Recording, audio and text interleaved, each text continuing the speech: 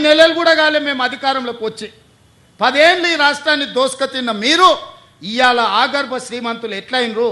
మీరు మాత్రం ఫామ్ హౌజుల్లో ఉండాలి.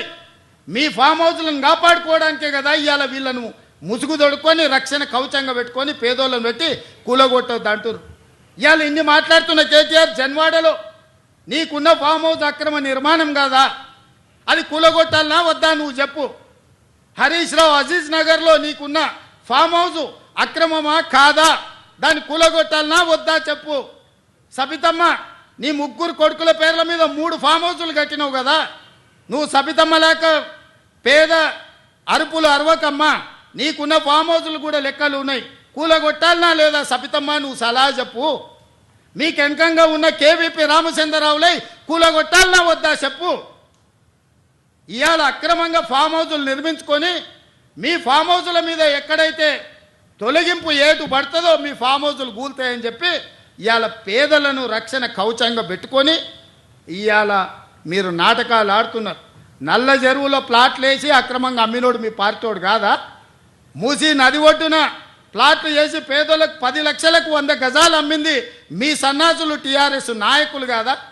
ఇవాళ 100 గజాలు 10 లక్షలకు నల్ల చెరువులో సున్నం చెరువులో ఇవాళ మూసి నది ఒడ్డున మీరు ప్లాట్లు చేసి అమ్మి ఇవాళ ప్రభుత్వ భూమి అని తేలంగానే వాళ్ళు ఎక్కడ మిమ్మల్ని చొక్కా పట్టుకొని మా పైసలు మాకు వాపసు చేయమని అడుగుతారో అని చెప్పి ముందే పార్టీ కార్యకర్తలని ఉసిగొల్పి ఈరోజు ఈ ధర్నాలకు దీక్షలకు తిరుగుతున్నారు.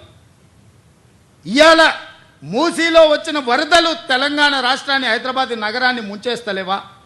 మరి వాటికి పరిష్కారం ఎట్లా నాకు తెలియదా? ఇవాళ కొంతమంది పేదలు ఇండ్లు తీస్తే వాళ్ళకి దుఃఖం ఉంటుంది, వాళ్ళకి బాధ ఉంటుంది, వాళ్ళు కొంత ఆవేశంగా మాట్లాడతారని నాకు తెలియదా?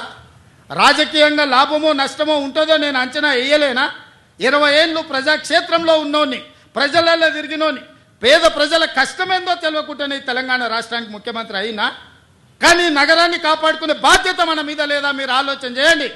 ఇవాళ హైదరాబాద్ నగరానికి తాగునీరుని అందించిన ఉస్మాన్ సాగర్, హిమాయత్ సాగర్లో బల్చినోళ్ళు బల్చి కొట్టుకుంటున్నోళ్ళు ఫామ్ హౌజులు కట్టుకొని వాళ్ళ డ్రైనేజ్ తీసుకెళ్ళి ఆ గండిపేటలో హిమాయత్ సాగర్లు ఉస్మాన్ సాగర్లో కలిపితే వాళ్ళ డ్రైనేజ్ నీళ్లు హైదరాబాదు నగరం తాగాలనంట.